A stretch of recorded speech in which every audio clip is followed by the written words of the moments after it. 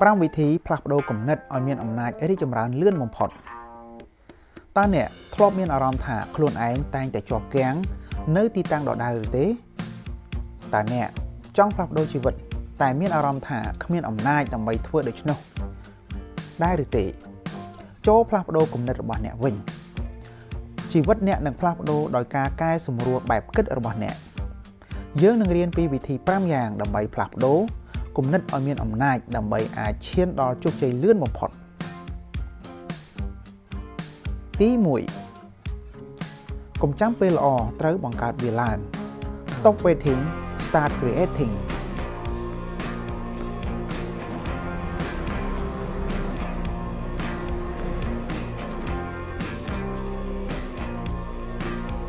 មនុស្សជាច្រើនអ្នកសុខចិត្តរង់ចាំឱកាសល្អបង្ហាញខ្លួនប៉ុន្តែអ្វីដែលមនុស្សជោគជ័យសំខាន់គឺពួកគេបង្កើតឱកាសដោយខ្លួនឯងចូលកំណត់គោលដៅដែលអាចសម្រេចបាន Actionable Goal ចាប់ផ្ដើមធ្វើសកម្មភាពតូចៗជារៀងរាល់ថ្ងៃកុំឲ្យចំណាយពេលរង់ចាំសេចក្តីល្អមករកអ្នកឧទាហរណ៍មនុស្សជោគជ័យអាចមិនមានឱកាសល្អរត់មករកពួកគេទេប៉ុន្តែពួកគេបង្កើតឱកាសនោះដោយខ្លួនឯង Jeff Bezos បង្កើត Amazon ពីមូលដ្ឋានតូចមួយនិងចាប់ផ្ដើមដល់សម្រេចជោគជ័យធំ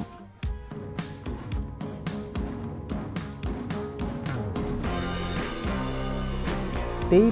2ប្រែការភ័យខ្លាចទៅជាកម្លាំងជំរុញ Turn fear into fuel ភ័យខ្លាចគឺជាឧបសគ្គធំបំផុតដែលរាំងស្ទះមិនឲ្យអ្នកអភិវឌ្ឍខ្លួនតែការភ័យខ្លាចអាចក្លាយជាកម្លាំងបើអ្នកប្រើវាបានត្រឹមត្រូវការព្រួយបារម្ភអំពីអនាគតចូលបង្កើតផែនការរៀបចំឲ្យបានច្បាស់លាស់តើអ្នកភ័យខ្លាចអំពីការបរាជ័យមែនទេចូលកុំមើលវាជាបញ្ហាតែសូមឲ្យមើលវាជាមេរៀនតើអ្នកភ័យខ្លាចអំពីការត្រូវអ្នកដទៃរិះគន់មែនទេចូលកុំឲ្យគេខ្លាចជាម្ចាស់អំណាចនៅលើអនាគតរបស់អ្នកជាក់ស្ដែងលោក Elon Musk ប្រាប់ថាភាពភ័យខ្លាចបំផុសឲ្យគាត់ធ្វើសកម្មភាពដើម្បីទប់ទល់នឹងវាគាត់មិនរង់ចាំការបញ្ចេញមតិល្អពីគេទេគាត់សម្រេចចិត្តធ្វើអ្វីដែលគាត់ជឿថាត្រឹមត្រូវ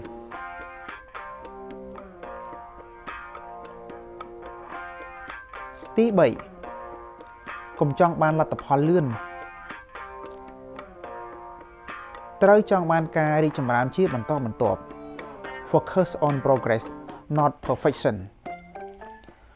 មនុស្សភាគច្រើនលះបង់គម្រោងខ្លួនឯងព្រោះពួកគេមិនឃើញលទ្ធផលភ្លាមប៉ុន្តែការរីកចម្រើនបន្តិចម្ដងគឺជាកត្តាសំខាន់សម្រាប់ភាពជោគជ័យត្រូវចាប់ផ្ដើមពីជំហានតូចចងចាំថាការរីកចម្រើនគឺសំខាន់ជាងភាពល្អឥតខ្ចោះកុំខូចចិត្តចំពោះលទ្ធផលយឺតប៉ុន្តែឲ្យកត់ចំណាំពីការរីកចម្រើនរបស់ខ្លួនឯងឧទាហរណ៍នៅពេលដែល Kobe Bryant ចាប់ផ្ដើមជាកីឡាករបាល់បោះគាត់មិនពូកែភ្លាមនោះទេគាត់មើលឃើញការបរាជ័យក្នុងការបោះបាល់មិនចូលជាការរីកចម្រើនមួយនិងបន្តហ្វឹកហាត់រាល់ថ្ងៃទី4បណ្ដុះបណ្ដាលខួរក្បាលឲ្យមានវិធីគិតវិជ្ជមានជាទម្លាប់អចិន្ត្រៃយ៍ដើម្បីមានជីវិតប្រសើរជាងមុន Rewire your mind for positivity គំនិតវិជ្ជមានអាចធ្វើឲ្យអ្នកដើរចេញពីភាពខូចចិត្តនិងរកឱកាសក្នុងភាពលំបាកចងចាំថាអ្វីដែលអ្នកគិតនឹងក្លាយជាជីវិតអ្នកធ្វើឲ្យជំនឿល្អក្លាយជាការបណ្ដុះបណ្ដាលខួរក្បាលឲ្យមានវិធីគិតវិជ្ជមានជាទម្លាប់អចិន្ត្រៃយ៍ដើម្បីមានជីវិតប្រសើរជាងមុនដោយការអានសៀវភៅនិងភាពអត់ធ្មត់ជៀសវាងបរិស្ថានអវិជ្ជមាន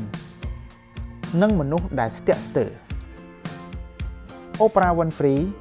មិនចាប់ផ្ដើមជាមនុស្សដែលមានប្រាក់ ច្រើនមុននោះទេគាត់ត្រូវធ្វើការខ្លាំងណាស់ដើម្បីផ្លាស់ប្ដូរគំនិតខ្លួនឯងពីភាពក្រីក្រទៅជាគំនិតនៃអ្នកជោគជ័យ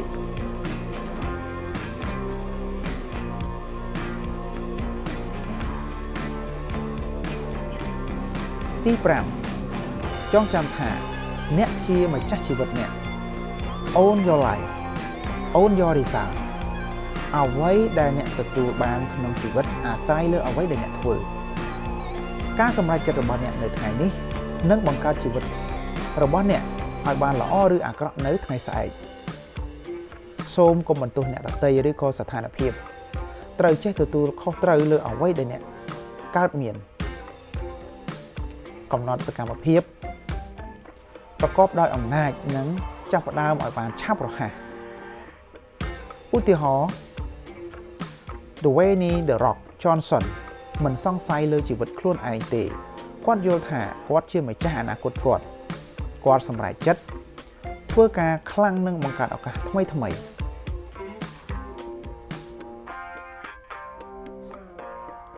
តើអ្នកចង់ផ្លាស់ប្ដូរជីវិតមែនទេសូមចាប់ផ្ដើមពីការផ្លាស់ប្ដូរគំនិតរបស់អ្នកជាមុនកុំរង់ចាំឱកាសចូលបង្កើតវាឡើងប្រែការភ័យខ្លាចទៅជាកម្លាំងជំរុញចូលធ្វើឲ្យរីកចម្រើនកាន់តែមានន័យកែសម្រួលគំនិតវិជ្ជមានចូលចាប់ផ្ដើមសកម្មភាពរួចយកការទទួលខុសត្រូវលើជីវិតខ្លួនឯងចង់មានអនាគតល្អសូមចាប់ផ្ដើមពីថ្ងៃនេះសូមចែករំលែកអត្ថបទនេះនិងចូលរួមជាមួយ Wisdom Sharing Hub ដើម្បីចែករំលែកចំណេះដឹងក៏ដូចជាបទពិសោធន៍ល្អៗដល់មនុស្សទូទៅជូនពរលោកអ្នកមានសុខភាពល្អនិងជួបប្រទះតែពុទ្ធពរទាំង4ប្រការគឺអាយុវណ្ណៈសុខៈនិងពលៈកុំបីឃ្លៀងឃ្លាតឡើយ